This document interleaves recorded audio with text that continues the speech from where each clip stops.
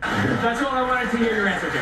505, 5 different jurisdictions. Yeah. You think it's all E. Jean Carroll, they changed the law so that she could bring a civil lawsuit against him, and she did. New York went 87% for Joe Biden. That fix was in right from the start. The fraud trial that Letitia James brought against him has never been brought. There's no victims. The banks who were involved said we didn't lose a penny. What are we doing here? We weren't damaged. Nobody was complaining except Tish James, who ran for office saying, I will get him.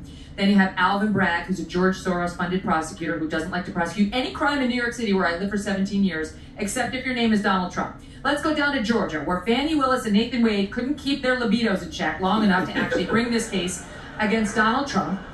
It's a repeat of what was happening in January 6th up in the case with Judge Chutkan, who loathes Trump and has sentenced almost every J6 defendant to way more jail time than their counterparts would get. Those are falling apart because of presidential immunity, which was handed down by the Supreme Court, who said you cannot bring a criminal case against a sitting president for any official act. Those cases have been gutted. Also a Supreme Court ruling saying the same on January 6th defendants in general.